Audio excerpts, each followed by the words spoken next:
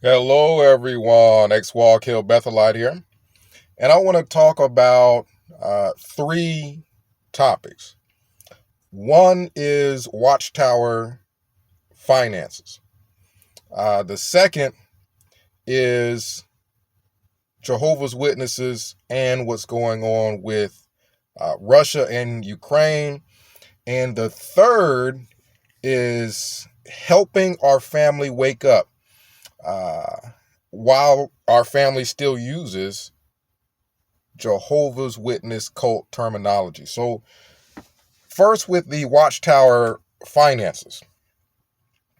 All around the country, all around the world, Jehovah's Witnesses are not using kingdom halls.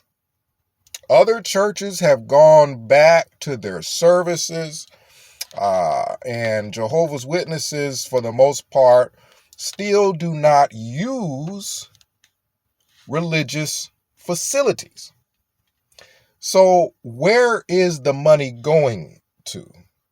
Before COVID, well, we're putting money into the contribution box or sending it to Watchtower, essentially because we're using the Kingdom Hall, we're using the electricity, we're using the air conditioning, and we need to pay for those things. Well, now people are at home, getting on Zoom.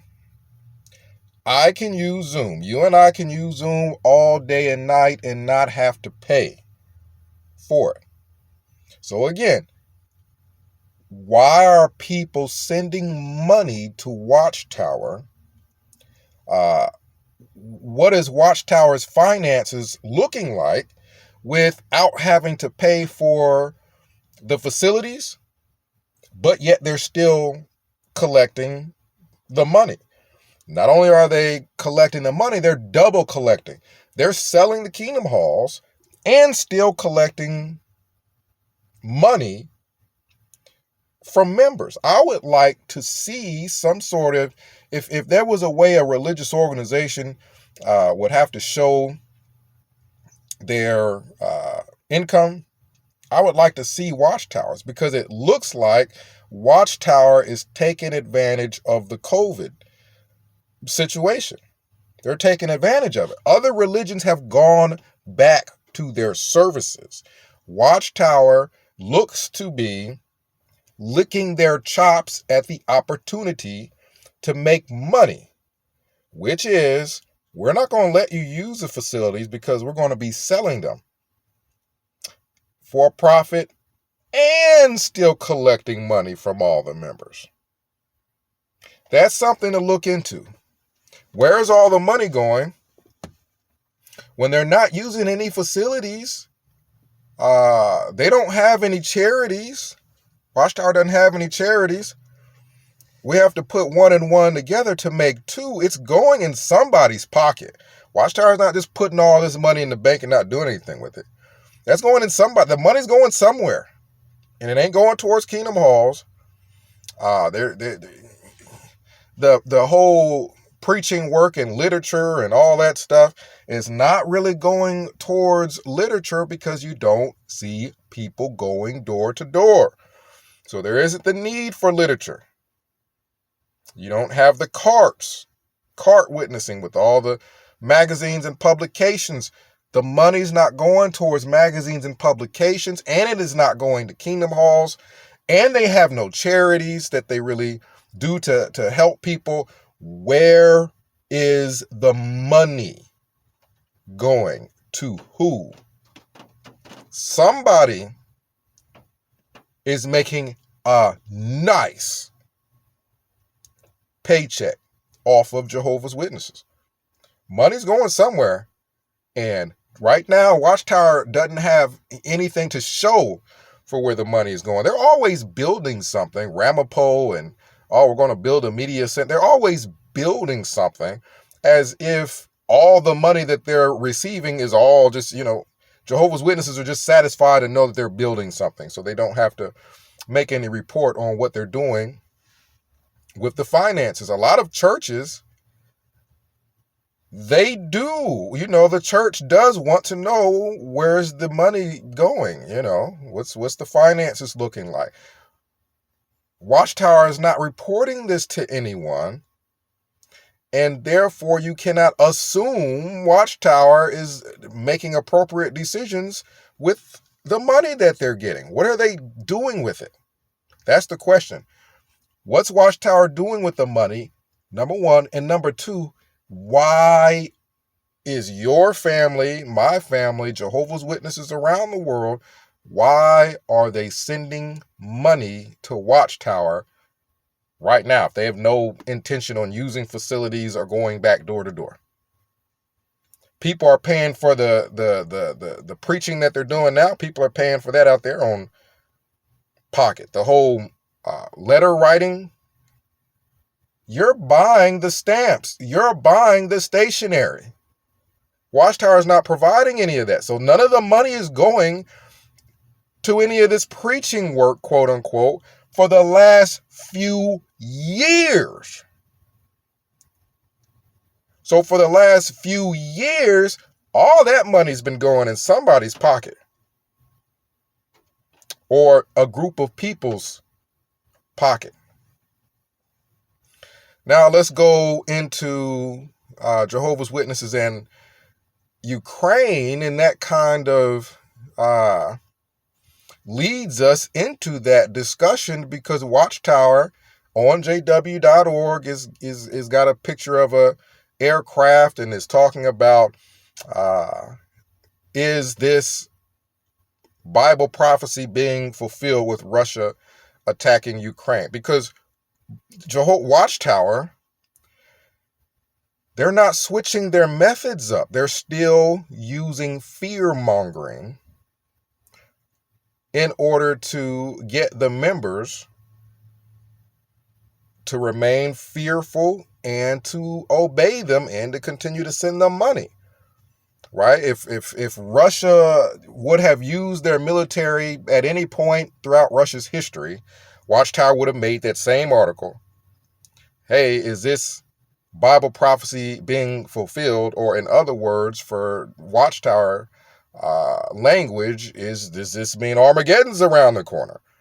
Right? We get to keep pocketing money throughout COVID. We're not spending it on anything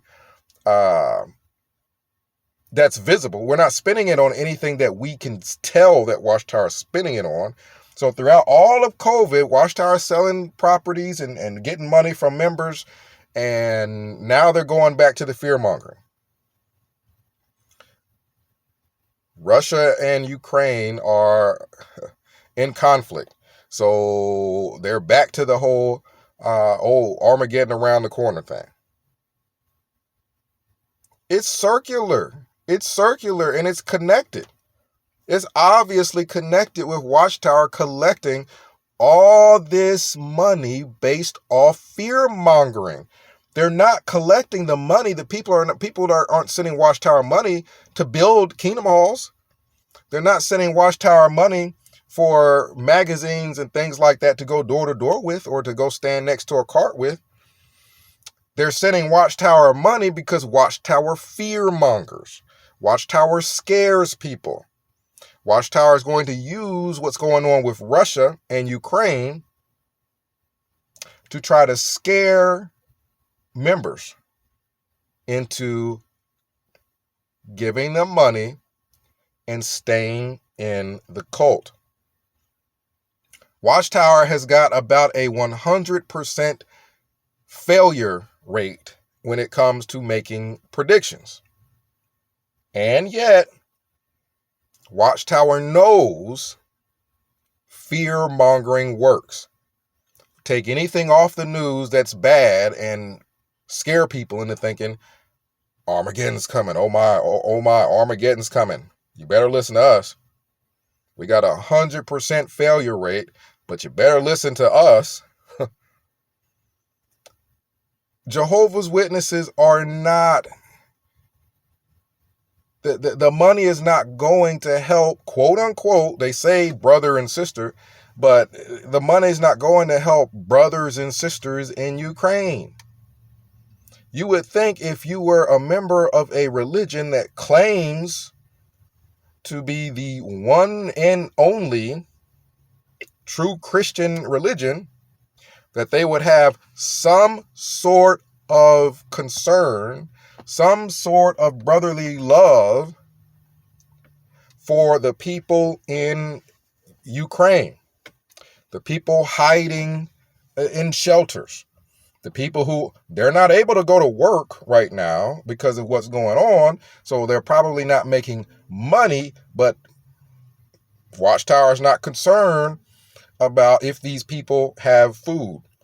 Watchtower is not concerned if their own people, if Jehovah's Witnesses in Ukraine have got shelter and food.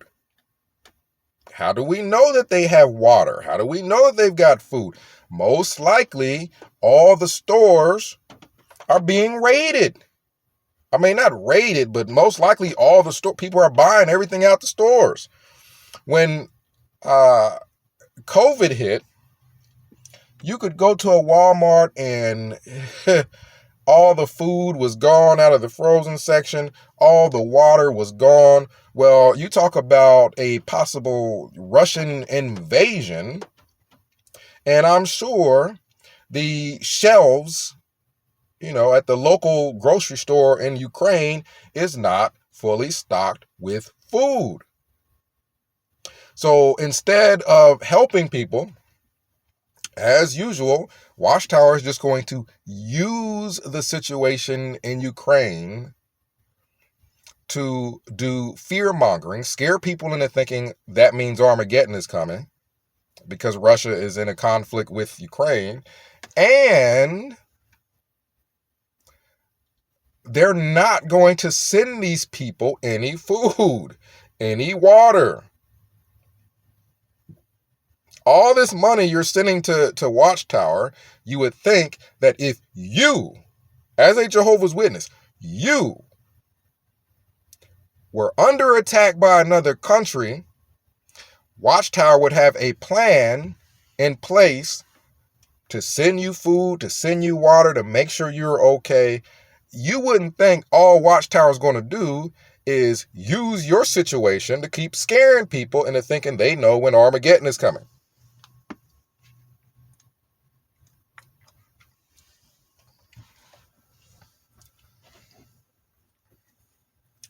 So this goes and ties hand in hand with where is the money going? Because if people's lives are in danger in Ukraine, and Watchtower don't care, Watchtower is not sending pallets of food and water.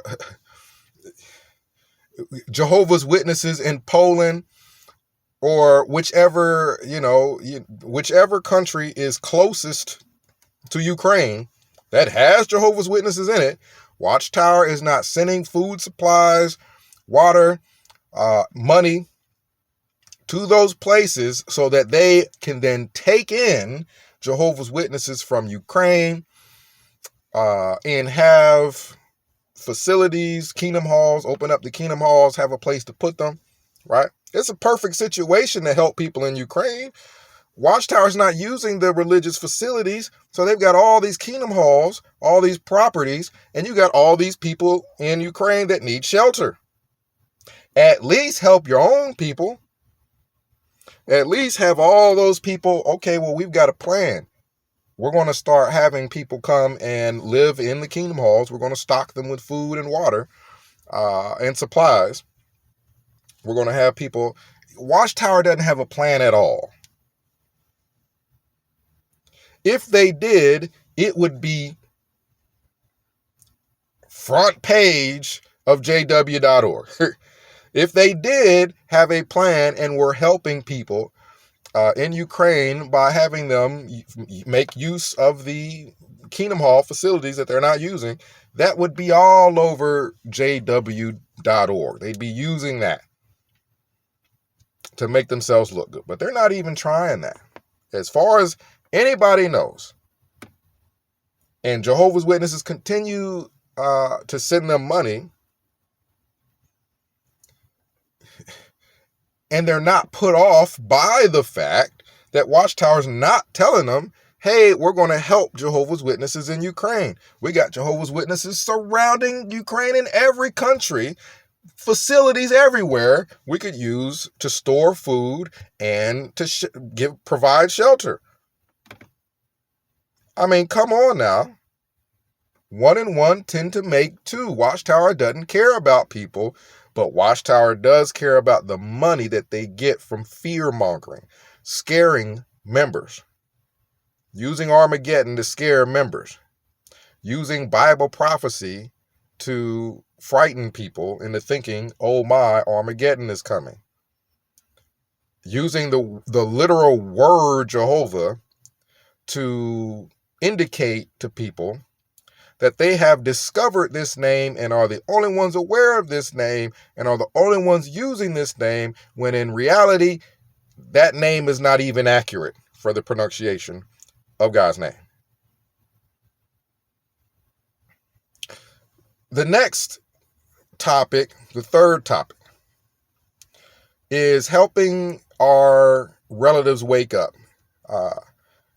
And one issue with that is the lingo, Watchtower lingo, right? We were just talking about that, using the word Jehovah, Watchtower has its own lingo, and people use that lingo oftentimes without thinking. So if you're speaking to a relative, Jehovah's Witness relative, that relative could possibly be in the transition of waking up, and we would not know because they're using terms like the truth, because they're using terms like the faithful and discreet slave. They're using terms like Jehovah's organization. These are terms that are hammered into people's heads. It doesn't mean that they are not questioning those very concepts. Think about that.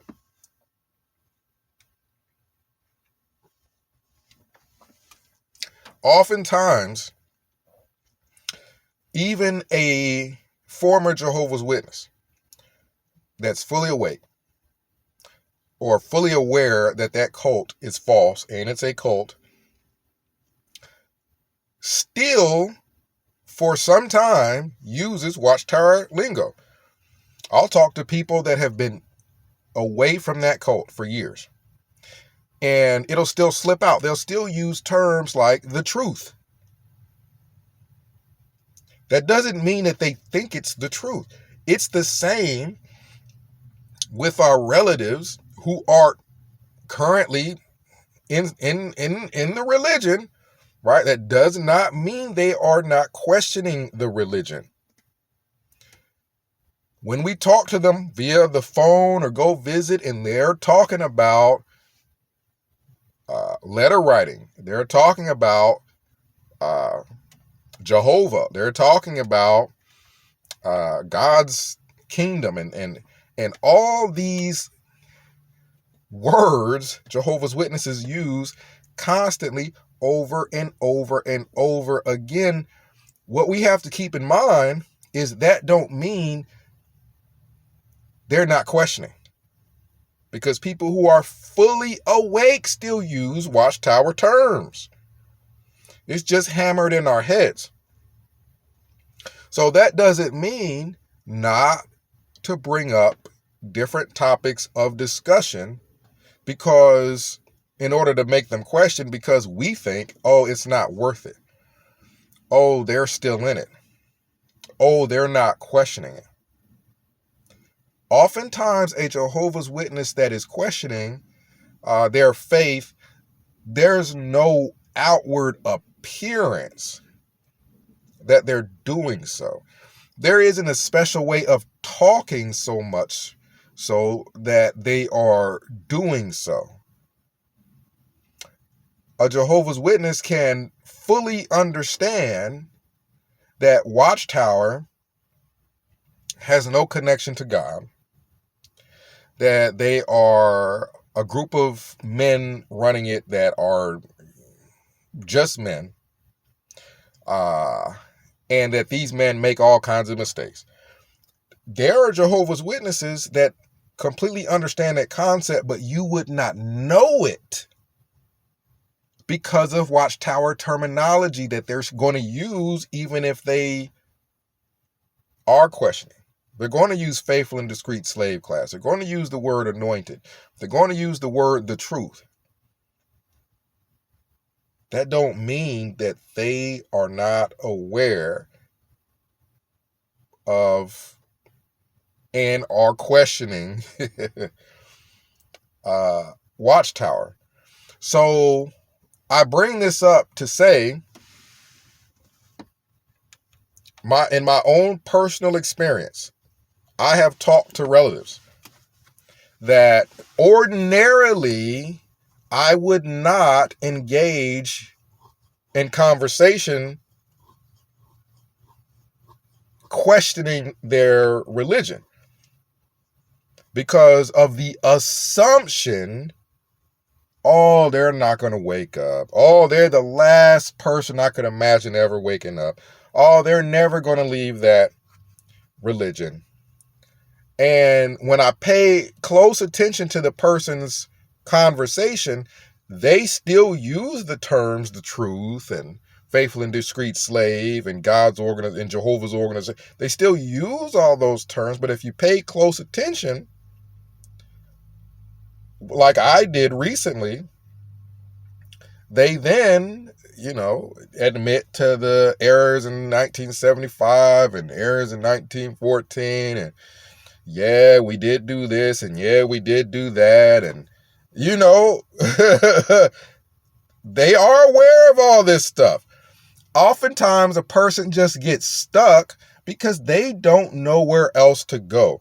There are a lot of Jehovah's Witnesses that have the concept that, yes, we have gotten a lot of things wrong. Like I said, they've got a 100% failure rate when it comes to making predictions.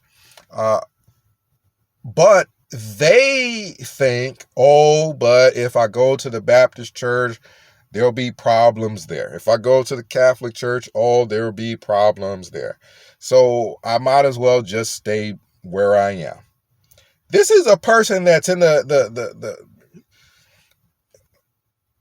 transition of waking up. This is a person that no longer fully believes Watchtower doctrine, and that is a very good place to have your family members in, because they, believe it or not, are more open to discussion than you may be aware of.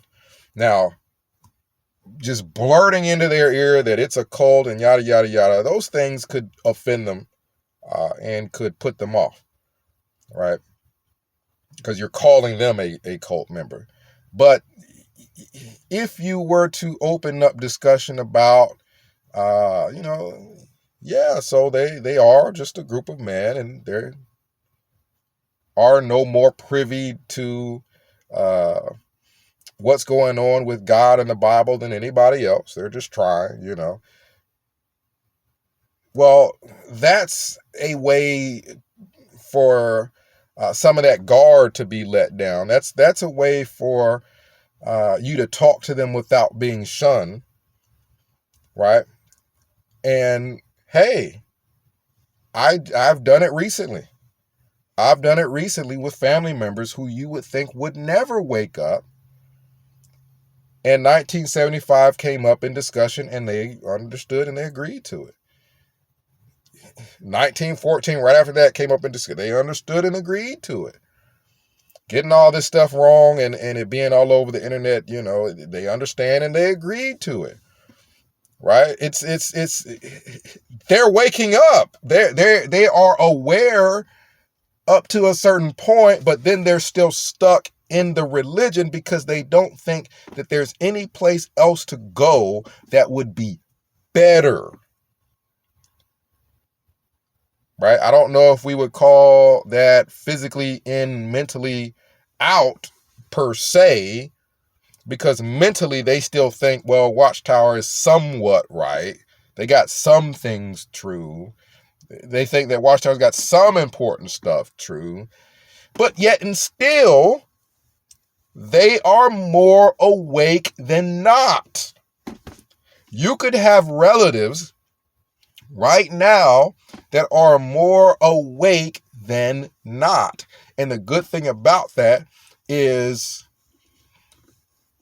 the shunning. Like, if these people are openly admitting to having these things wrong, which I've had family members do, then discussing the topics that they admit Watchtower got wrong won't get you shunned. Right? The whole shunning thing, the concept is to scare people from bringing up questionable things about Watchtower, about all the things they've gotten wrong. Well, if your family members are not gonna shun you, then there's no reason to be afraid.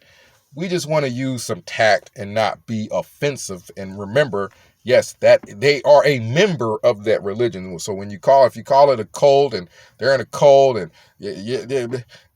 I mean, it's like, whoa, you know what I mean? To them, it's like, whoa, yeah, we got some stuff wrong, but my lands, we're not bad people. You know, they're thinking that you're attacking them, right? So we can open these discussions and have that understanding with a relative that no, Watchtower doesn't get everything right.